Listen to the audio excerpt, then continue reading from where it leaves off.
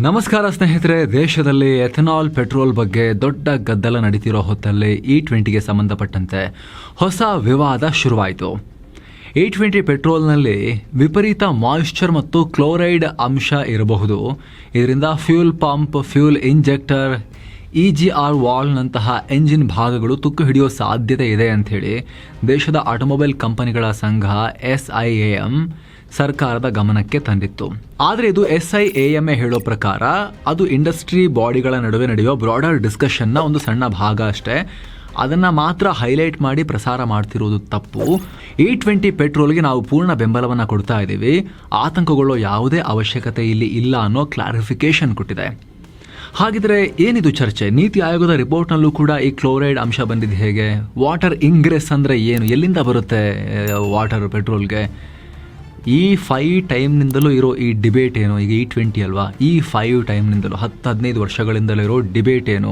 ಇದು ನಿಜವಾಗಿಯೂ E20 petrol ಸಮಸ್ಯೆನಾ ಅಥವಾ ಆಯಿಲ್ ಮಾರ್ಕೆಟಿಂಗ್ ಕಂಪನಿಗಳು, ಪೆಟ್ರೋಲ್ ಪಂಪ್ಗಳು, ಸ್ಟೇಷನ್ಗಳು ಅಲ್ಲಿರೋ ಪ್ರಾಬ್ಲಮ್ಮಾ ಕಂಟಾಮಿನೇಷನ್ದು? ಪೆಟ್ರೋಲ್ನಲ್ಲಿ ಇರಬಾರದ ನೀರಿನ ಅಂಶ ಮತ್ತು ಕ್ಲೋರೈಡ್ ಎಲ್ಲಿಂದ ಬರುತ್ತೆ? ಸರ್ಕಾರ ಕೊಟ್ಟಿರೋ ಕ್ಲಾರಿಫಿಕೇಶನ್ ಏನು? ನಾವು ಹೆದರ್ಕೋಬೇಕಾ, ಹೆದರ್ಕೋಬಾರ್ದಾ? ಎಲ್ಲವನ್ನ ಈ ವಿಡಿಯೋದಲ್ಲಿ ನೀಟಾಗಿ ಅರ್ಥ ಮಾಡ್ಕೊಳ್ತಾ ಹೋಗೋಣ. ಹೊಸ ಆಂಗಲ್ ಇದು ಎಥೆನಾಲ್ ಪೆಟ್ರೋಲ್ ಸ್ಟೋರಿಯಲ್ಲಿ, ಅಂದ್ರೆ ಇತ್ತೀಚಿನ ದಿನಗಳಲ್ಲಿ. ಯಾಕೆ ಇತ್ತೀಚಿನ ದಿನಗಳಲ್ಲಿ ಮತ್ತೆ ಹೊಸ ಸ್ಟೋರಿ ಅಂತ ಹೇಳ್ತಿದ್ದೀವಿ ಅದನ್ನ ಕೂಡ ನಿಮಗೆ ಎಕ್ಸ್ಪ್ಲೇನ್ ಮಾಡ್ತೀವಿ ಡೀಟೇಲ್ ಆಗಿ. ಕಡೆ ತನಕ ಮಿಸ್ ಮಾಡಿದೆ ನೋಡಿ. ಏನಿದು ಸಿಯಾಮ್ ಪತ್ರ?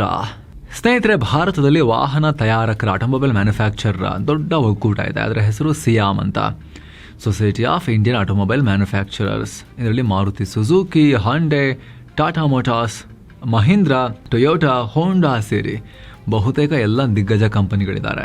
ಕಳೆದ ಕೆಲ ವರ್ಷಗಳಲ್ಲಿ ಇವರು ಸರ್ಕಾರದೊಂದಿಗಿನ ಕಮ್ಯುನಿಕೇಷನಲ್ಲಿ ಒಂದಷ್ಟು ವಿಚಾರಗಳನ್ನು ಮೆನ್ಷನ್ ಮಾಡಿದರು.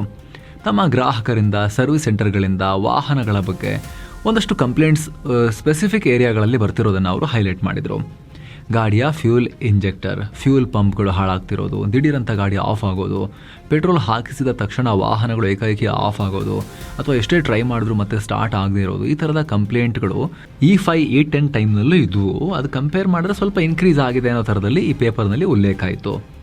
ಗಮನಿಸಿ, ಇವಾಗಲೇ ಹೇಳ್ತಾ ಇದ್ದೀವಿ, E20 ಪೆಟ್ರೋಲ್ನ ಪ್ರಾಬ್ಲಮ್ ಅಲ್ಲ ಇದು ನೇರವಾಗಿ. ಆದರೂ E20 ಇದರಲ್ಲಿ ಒಂದು ಪಾತ್ರ ನಿಭಾಯಿಸುತ್ತದೆ. ಹೇಗೆ ಅಂತ ಎಕ್ಸ್ಪ್ಲೇನ್ ಮಾಡ್ತೀವಿ.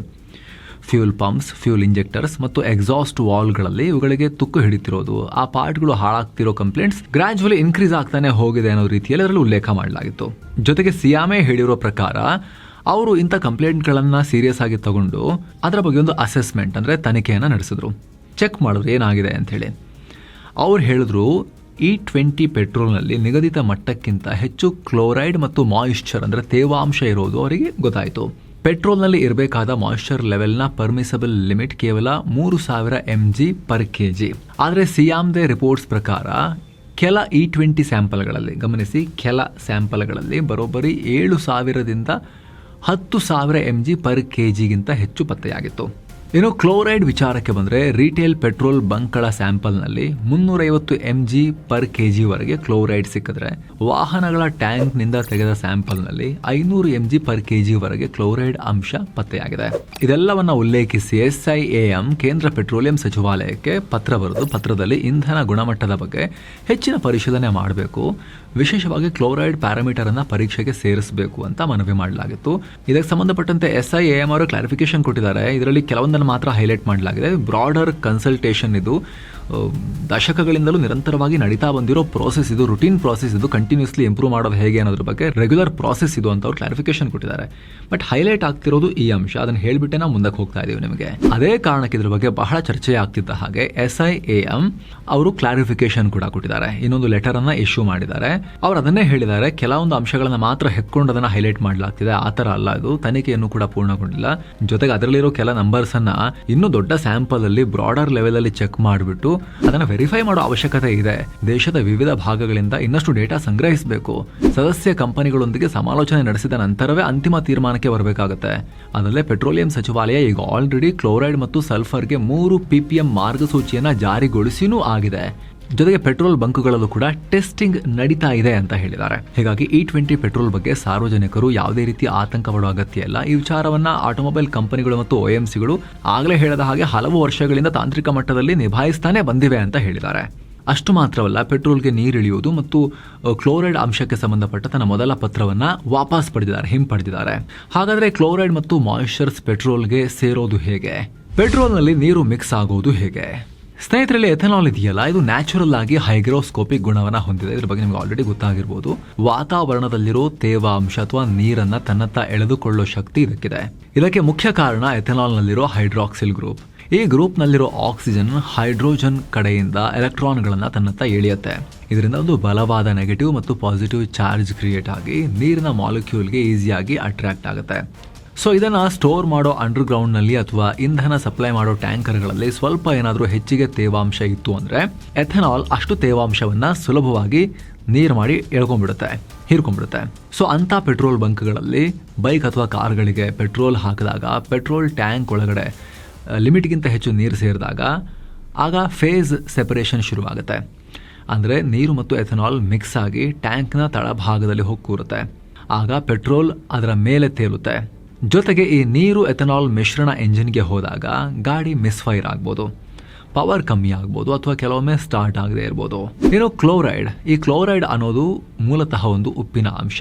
ಇದು ಫ್ಯೂಲ್ ಅಲ್ಲಿ ಹೆಚ್ಚಿಗೆ ಇರಬಾರ್ದು. ನೀರು ಫ್ಯೂಲ್ ನ ಅನ್ಸ್ಟೇಬಲ್ ಮಾಡಿದ್ರೆ ಈ ಕ್ಲೋರೈಡ್ ಅದನ್ನ ಒಂದು ಅಗ್ರೆಸಿವ್ ಕೆಮಿಕಲ್ ಆಸಿಡ್ ಆಗಿ ಕನ್ವರ್ಟ್ ಮಾಡುತ್ತೆ. ಆ ಆಸಿಡ್ ಕಾರ್ನ ಸೆನ್ಸಿಟಿವ್ ಇಂಜಿನ್ ಪಾರ್ಟ್ಸ್ ಅನ್ನ ನಿಧಾನವಾಗಿ ಕೊರೆದು ತಿನ್ನತ್ತೆ. ಅಂದರೆ ತುಕ್ಕು ಹಿಡಿಯುವಂತೆ ಮಾಡುತ್ತೆ. ಕೂಡಲೇ ಆಗೋದಿಲ್ಲ, ವರ್ಷಗಳು ತಗೊಳುತ್ತೆ, ಬಟ್ ಸ್ಲೋಲಿ ಆ ಪ್ರೋಸೆಸ್ ಆಗುತ್ತೆ. ಇದರ ಪರಿಣಾಮ ಗಾಡಿಗಳ ಫ್ಯೂಲ್ ಪಂಪ್ಸ್, ಫ್ಯೂಲ್ ಇಂಜೆಕ್ಟರ್ಸ್ ಮತ್ತು ಎಕ್ಸಾಸ್ಟ್ ವಾಲ್ವ್ಗಳಿಗೆ ನಿಧಾನಕ್ಕೆ ಡ್ಯಾಮೇಜ್ ಆಗ್ಬೋದು. ಓಕೆ, ಹಾಗಿದ್ರೆ ಇದು E20ಯ ಲೋಪದೋಷನ? ಇದು ಅಲ್ಲ, E20ಯ ಪ್ರಾಬ್ಲಮ್ ಅಲ್ಲ ಇದು. ಈ ಸಮಸ್ಯೆ ಇಡೀ ದೇಶದ E20 ಪೆಟ್ರೋಲ್ಗೆ ಸಂಬಂಧಪಟ್ಟಿದ್ದಲ್ಲ. ಬದಲಾಗಿ ಇದು ನಮ್ಮ ಇನ್ಫ್ರಾಸ್ಟ್ರಕ್ಚರ್ ಅಥವಾ ಆಯಿಲ್ ಮಾರ್ಕೆಟಿಂಗ್ ಕಂಪನಿಗಳ ಪೆಟ್ರೋಲ್ ಸ್ಟೇಷನ್ನು, ಅದನ್ನು ತಂದು ಸ್ಟೋರೇಜ್ ಮಾಡೋ ಜಾಗ, ಇದೆಲ್ಲದಕ್ಕೆ ಸಂಬಂಧಪಟ್ಟ ಪ್ರಾಬ್ಲಮ್ ಇದು. ಪೆಟ್ರೋಲ್ಗೆ ಕ್ಲೋರೈಡ್ ಸೇರ್ತಿರೋದು ಮುಖ್ಯವಾಗಿ 2 ಲೂಪ್ ಹೋಲ್ಸಿಂದ.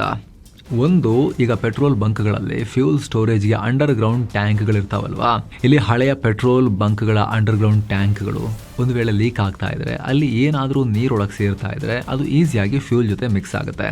ಆ ಮಿಕ್ಸ್ ಆದ ಮಣ್ಣಿನ ಖನಿಜಗಳು, ರೋಡ್ ಸಾಲ್ಟ್ ಮತ್ತು ಇಂಡಸ್ಟ್ರಿಯಲ್ ಕ್ಲೋರೈಡ್ಗಳು ಜನರ ಕಾರಿನ ಪೆಟ್ರೋಲ್ ಟ್ಯಾಂಕ್ ಸೇರ್ತವೆ. ಇದು ಒಂದು ರೀಸನ್. ಇದು E20 ಇಲ್ಲ ಅಂದ್ರೂ ಕೂಡ ನಡೀತಾ ಇತ್ತು, ಇದು ಮುಂಚೆನೂ ಕೂಡ ನಡೀತಾ ಇತ್ತು. ಇನ್ನೊಂದು, ಅನ್ಕ್ಲೀನ್ ಸಪ್ಲೈ ಚೈನ್.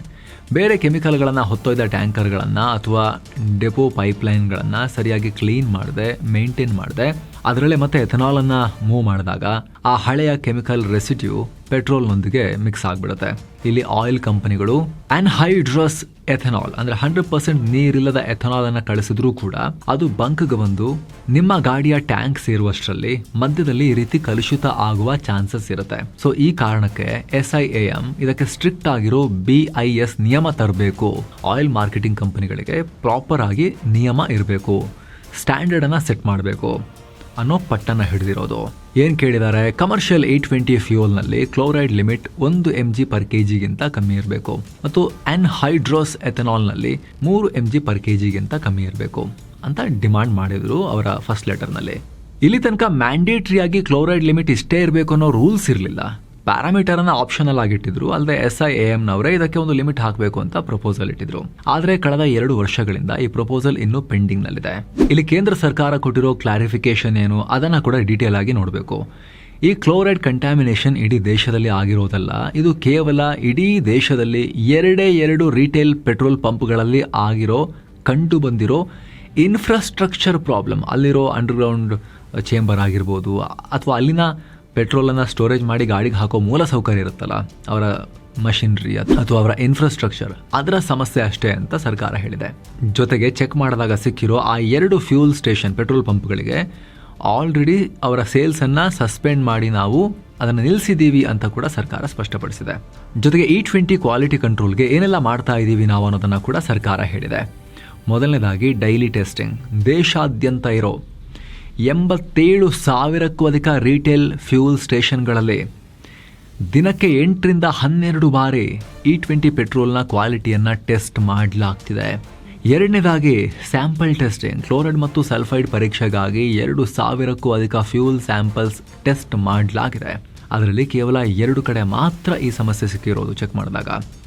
ಮೂರನೇದಾಗಿ ರಿಜೆಕ್ಟೆಡ್ ಟ್ಯಾಂಕರ್ಸ್. ಜುಲೈ 2024ರಿಂದ ಜೂನ್ 2026 ನಡುವೆ ಗುಣಮಟ್ಟದ ಟೆಸ್ಟ್ನಲ್ಲಿ ಫೇಲ್ ಆದ 302 ಟ್ಯಾಂಕರ್ಗಳನ್ನು, ಎಥೆನಾಲ್, ಪೆಟ್ರೋಲ್ ಇವುಗಳನ್ನು ಸಾಗಿಸೋ ಟ್ಯಾಂಕರ್ಗಳನ್ನು ಸರ್ಕಾರ ರಿಜೆಕ್ಟ್ ಮಾಡಿದೆ. ಟೋಟಲ್ ಎಷ್ಟು ಲೀಟರ್ ಎಥೆನಾಲ್ ಆಯ್ತು ಅಲ್ಲಿಗೆ? ಬರೋಬ್ಬರಿ 302 ಎಥೆನಾಲ್ ಟ್ಯಾಂಕರ್ಗಳನ್ನು, ಅಂದರೆ 10,500 ಕಿಲೋ ಲೀಟರ್ ಎಥೆನಾಲನ್ನು ಸರ್ಕಾರ ರಿಜೆಕ್ಟ್ ಮಾಡಿದೆ, ವಾಪಸ್ ಕಳಿಸಿದೆ.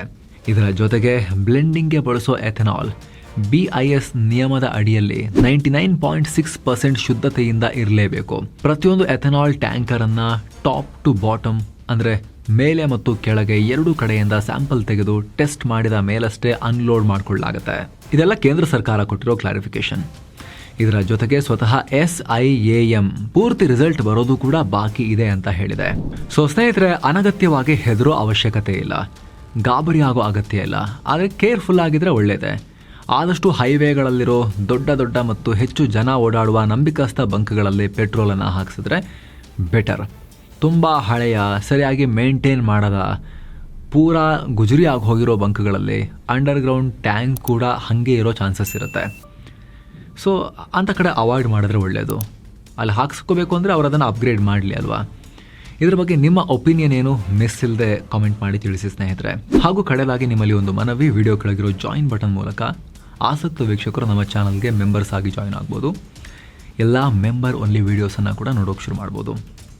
ನೀವು ನಮ್ಮ ಚಾನಲ್ನ ಮೆಂಬರ್ಶಿಪ್ ಟ್ಯಾಬ್ಗೆ ಹೋದರೆ ಅಲ್ಲಿ ನಾವು ಆಲ್ರೆಡಿ ಪಬ್ಲಿಷ್ ಮಾಡಿರೋ 100 ಮೆಂಬರ್ ಓನ್ಲಿ ಪ್ರತ್ಯೇಕ ಎಕ್ಸ್ಕ್ಲೂಸಿವ್ ವೀಡಿಯೋಸನ್ನು ಒಂದ್ಸಲಿ ಗ್ಲ್ಯಾನ್ಸ್ ಮಾಡಿ ನೋಡ್ಬೋದು.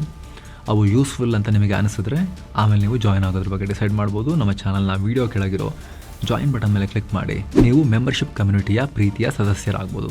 ಆಸಕ್ತರು ಜಾಯಿನ್ ಬಟನ್ ಚೆಕ್ ಮಾಡಿ. ಮತ್ತೆ ಭೇಟಿ ಆಗ್ತಿರೋಣ ಸ್ನೇಹಿತರೆ. ನಮಸ್ಕಾರ.